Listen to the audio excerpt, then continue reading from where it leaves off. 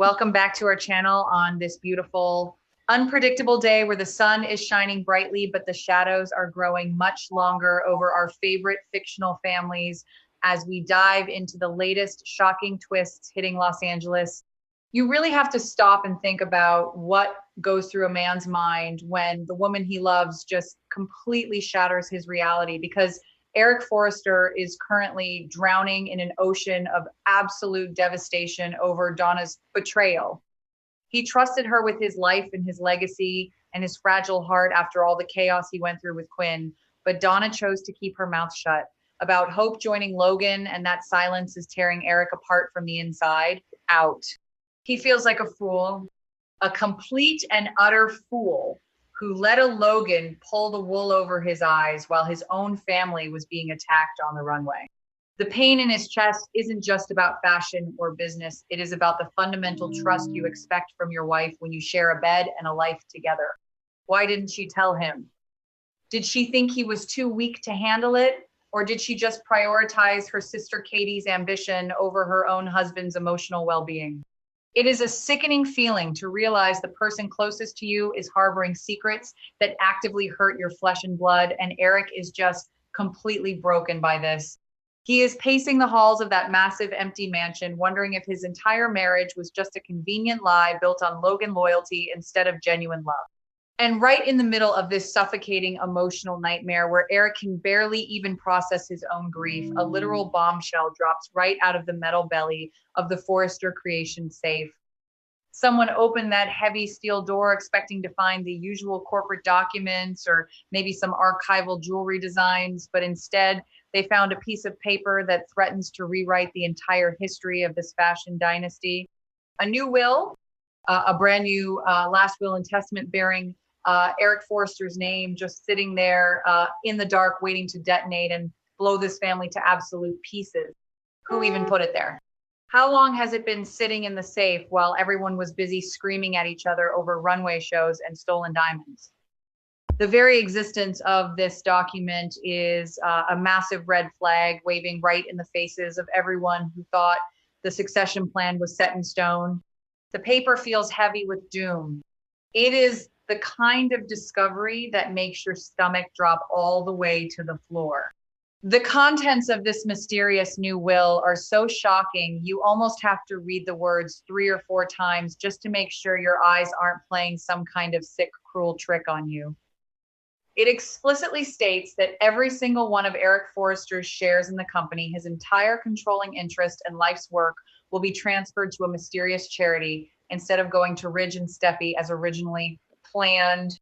A charity, not his son, who has bled for this company, and not his granddaughter, who has fought tooth and nail to keep the Forrester name at the top of the fashion food chain. All of it is just being given away to some unknown organization that nobody has ever even heard of before. What is this charity? Who is running it? Is it some kind of shell corporation designed to funnel the money and power back to a rival? Or is it just the mad scribbling of a man who felt so alienated by his family that he decided to burn his own empire to the ground? The questions are just swirling around the boardroom.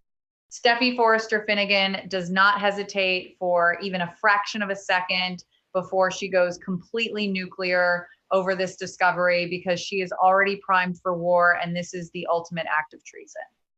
She takes one look at that piece of paper and immediately starts screaming that this is a calculated, vicious plot orchestrated by the Logan family to weaken the Forresters and steal the company right out from under them. She is pacing the floor like a caged tiger. Her eyes are practically shooting daggers at anyone who dares to suggest this might actually be Eric's true wish. Steffi is convinced that Katie and Bill and Brooke are somehow behind this mysterious charity and that they planted this forged document in the safe to paralyze Forrester Creations while Logan steals all their market share. You can see the absolute paranoia and rage radiating off her skin, because she has spent her entire life fighting the Logans for control of her family's legacy, and this feels like the final fatal blow. She refuses to accept it. Ridge is standing there staring at the signature at the bottom of the page, and you can see the gears turning in his head as he tries to process the sheer audacity of what he is looking at. He knows his father's handwriting better than he knows his own reflection in the mirror, and he is tracing the loops and the angles of the ink with a trembling finger before he finally looks up and declares with absolute certainty that this is a forgery.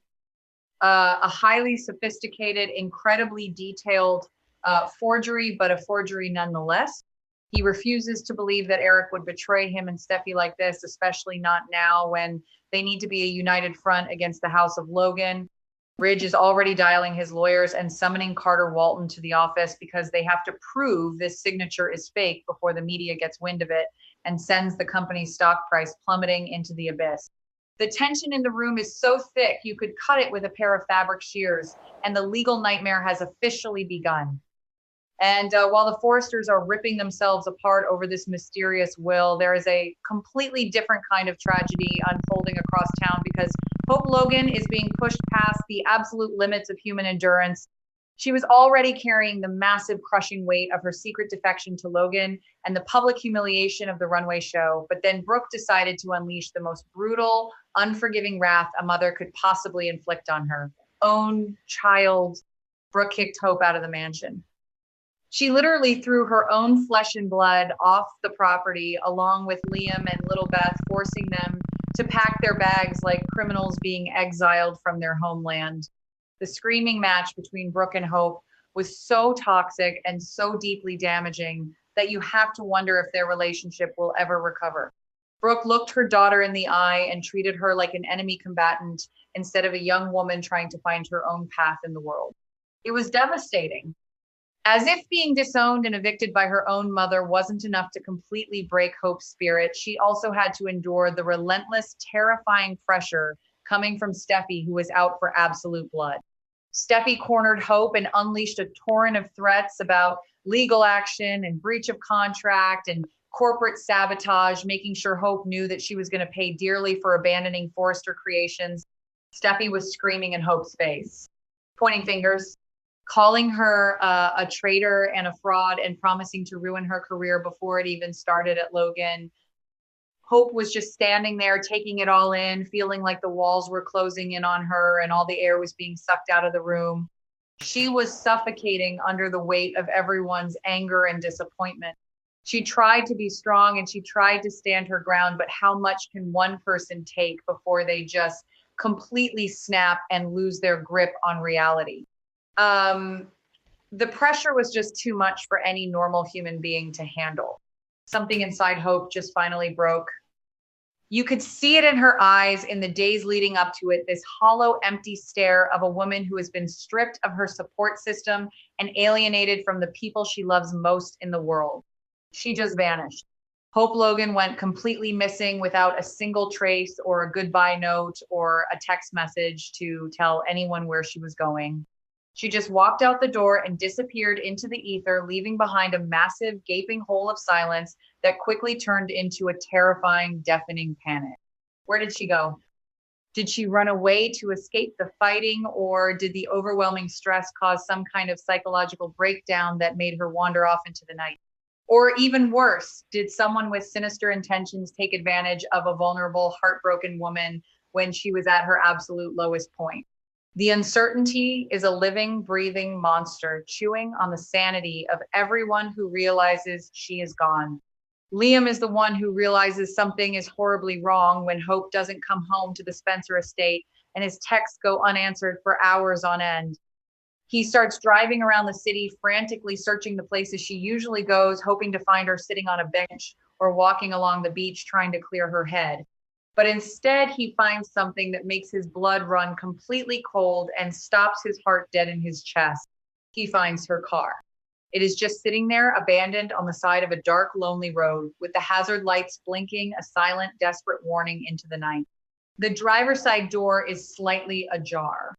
The engine is cold.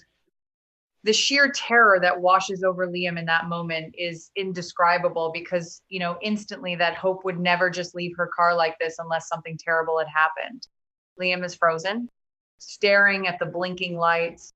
Liam runs up to the car and looks inside, and that is when the true horror of the situation really sinks its claws into his brain because Hope's phone is just sitting there right on the passenger seat. her phone, the one thing she would never ever leave behind if she was just going for a walk or stepping away for a minute. The screen is dark, but it is a glaring, screaming symbol that Hope did not leave this vehicle willingly, or if she did, she was not in her right mind. Liam is grabbing the phone and looking around the dark, empty street, screaming her name into the void, but the only answer he gets is the sound of his own panicked breathing echoing back at him. He is dialing the police with trembling fingers.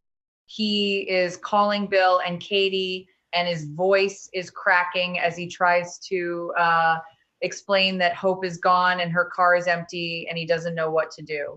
The nightmare has officially begun. The news of Hope's disappearance hits Brooke like a physical blow to the chest, knocking the wind entirely out of her lungs and sending her collapsing to her knees in pure, unadulterated agony. All of the righteous anger and the bitter resentment she felt over the fashion show betrayal just instantly evaporates into thin air, leaving behind nothing but a crushing, suffocating wave of regret. She is sobbing uncontrollably. The realization that her harsh, cruel words might have driven her daughter to the absolute brink is eating her alive from the inside out. What if Hope ran away because she felt like her mother hated her? What if Brooke's eviction was the final straw that broke Hope's fragile mental state and pushed her into a dangerous situation? Brooke is replaying every single nasty thing she said during their fight, and every word feels like a razor blade slicing up her own heart. She is terrified. Brooke cannot stop thinking about the fact that her last interaction with her beautiful daughter was a screaming match filled with venom and spite. You can see the psychological torment tearing Brooke apart as she paces the floor, wringing her hands and praying to whatever higher power will listen for a miracle. She would give up Forrester Creations. She would give up Logan. She would give up every single dress and diamond in the world just to have Hope walk through the front door and smile at her again. The guilt is a heavy, suffocating blanket wrapped around her throat. She is begging Ridge to tell her that Hope is going to be okay, but even Ridge doesn't have the answers right now. Brooke is trapped in a prison of her own making, haunted by the echo of her own voice telling Hope to get off her property. It is a mother's worst nightmare unfolding in real time, and there is no waking up from it. In the face of this horrifying, terrifying reality, the impossible actually happens, and the bitter, toxic feud between the Forresters and the Logans just completely stops dead in its tracks. All the screaming about stolen designs and forged wills and corporate sabotage is instantly muted by the overwhelming shared fear for Hope's life. Both families are suddenly forced to put aside their deep-seated hatred and coordinate with the police to launch a massive, desperate search effort. You have Ridge holding a sobbing Brooke while Bill Spencer is on the phone mobilizing his private helicopters and security teams to scour the city. Steffi is standing there looking completely shell-shocked, dropping all of her aggressive posturing because she realizes that her threats might have contributed to Hope's disappearance. It is a surreal sight to see these warring factions standing in the same room without throwing punches, but tragedy has a way of stripping away all the superficial nonsense. It is a profound and sobering moment for everyone involved as they collectively realize that all their business conflicts and fashion rivalries mean absolutely nothing compared to the value of a human life. Who cares about the Hope for the Future diamond? Who cares about Eric Scher's or Katie's new runway collection? None of it matters. The dresses are just fabric and the company is just a name on a building, but Hope is a living, breathing person who is out there somewhere alone and potentially in grave danger. The dark, gloomy atmosphere hanging over the families is thick with unspoken apologies and profound regret. They are all looking at each other, recognizing the shared humanity that they have been ignoring for months in favor of corporate greed and petty revenge. The silence in the room is heavy with the weight of their collective mistakes. The search efforts are expanding by the hour, with police dogs sniffing around the abandoned car and detectives pulling security footage from every camera within a 10-mile radius. Liam is refusing to sleep or eat, just driving up and down the roads with a flashlight, looking in ditches and behind abandoned buildings like a man possessed. He is practically losing his mind with worry. Bill is using every single resource at his disposal, calling in favors from the mayor and the chief of police to make sure this case is the absolute top priority. Katie is trying to hold it together for Beth, but she is secretly terrified that they are going to get a phone call that destroys their family forever. The agonizing, excruciating wait for any kind of news is a slow torture that is testing the limits of everyone's sanity. Every time a phone rings, the entire room jumps.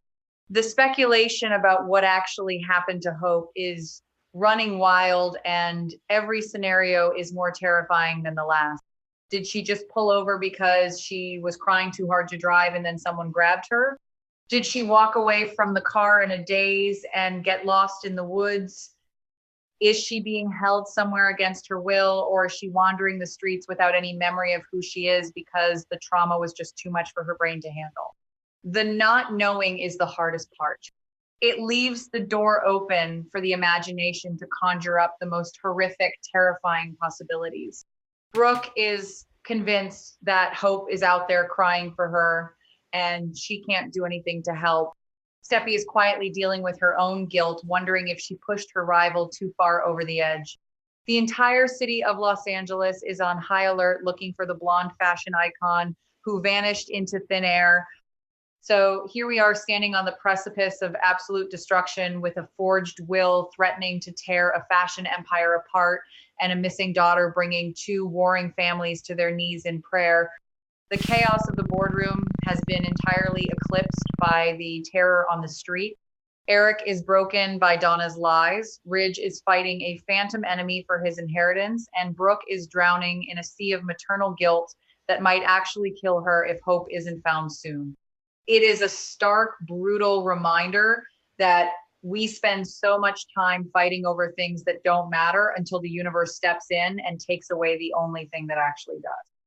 Will the police find Hope before it is too late, or will this disappearance become the tragic defining moment that breaks the Logan and Forrester families forever? We are all just waiting in the dark, hoping for a miracle that might never come.